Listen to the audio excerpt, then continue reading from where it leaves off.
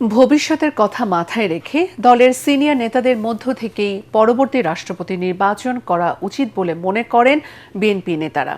পরীক্ষিত নেতাদের বাইরে অরাজনৈতিক কাউকে দায়িত্ব দিলে ভবিষ্যতে যে কোনো সংকটে দলের জন্য তা মঙ্গলজনক নাও হতে পারে বলে আশঙ্কা তাদের।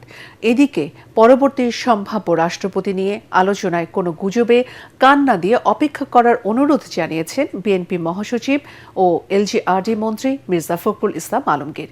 বিস্তারিত জানাচ্ছেন মইনুল আহসান। যে কোনো সময় পদত্যাগ করতে যাচ্ছেন রাষ্ট্রপতি মোহাম্মদ শাহাবুদ্দিন। বঙ্গভবনে চলছে তার বিদায়ের প্রস্তুতি। রাষ্ট্রপতি মোহাম্মদ শাহাবুদ্দিনের পদত্যাগের বিষয়টি সামনে আসার পর থেকেই বিএনপি নেতাকর্মী আর রাজনৈতিক মহলে জোর আলোচনা কে হচ্ছেন রাষ্ট্রের পরবর্তী সর্বোচ্চ অভিভাবক। পরবর্তী রাষ্ট্রপতি হিসেবে এখন পর্যন্ত সবচেয়ে বেশি আলোচিত হচ্ছে বিএনপির ৩ জন নীতি নির্ধারকের নাম। মহাসচিব মির্জা ফখরুল ইসলাম আলমগীর, দলের জ্যেষ্ঠ নেতা স্থায়ী কমিটির সদস্য ডক্টর খন্দকার মোশাররফ হোসেন এবং স্থায়ী কমিটির আরেক সদস্য ডক্টর আব্দুল মঈন খান। সবকিছু ঠিক থাকলে এই ৩ জন থেকেই যে কোনো একজন রাষ্ট্রপতি হচ্ছেন তা অনেকটাই নিশ্চিত। তবে এ নিয়ে সতর্ক আলোচনায় থাকা নেতারা।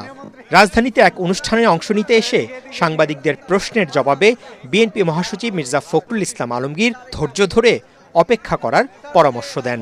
এটাতে এখনই বলার সময় আসেনি, যখন সময় আসবে তখন সবাই আপনারা জানতে পারবেন। কথা গুজবে আমি বিশ্বাস করি না, আর পত্র পত্রিকা পড়ে তো রাজনীতির কথা বলা যাবে না, আর এটা হচ্ছে যে রাষ্ট্রপতির কথা, তো ওটা গুজব দিয়ে কিছু বলা যাবে না। রাষ্ট্রপতি নির্বাচন নিয়ে বিএনপির তৃণমূলের ভাবনা জানতে চাইলে চেয়ারপারসনের উপদেষ্টা সৈয়দ মোয়াজ্জেম হোসেন আলাল বলেন, দলের ত্যাগী সিনিয়র নেতাদের থেকেই কাউকে এ পদে দেখতে চান নেতাকর্মীরা।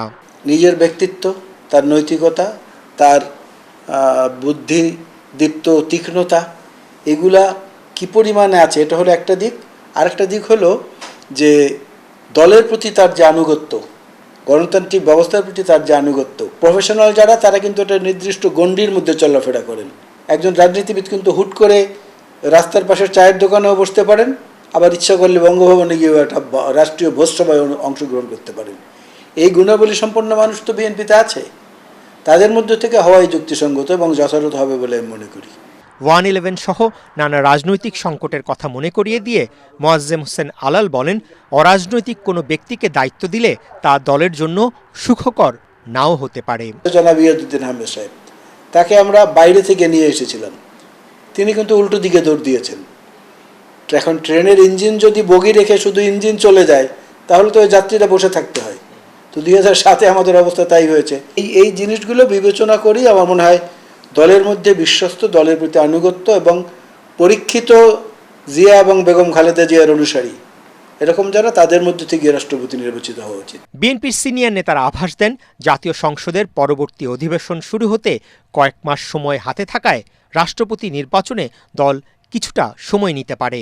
আর সংবিধান অনুযায়ী নতুন রাষ্ট্রপতি নির্বাচিত হওয়ার আগ পর্যন্ত ভারপ্রাপ্ত হিসেবে দায়িত্ব পালন করে যাবেন স্পিকার হাফিজউদ্দিন আহমদ। চট্টগ্রাম 15, মাসুদ পারভেজ, মইনুল হাসান, এটিএন বাংলা, ঢাকা। রংপুর 4।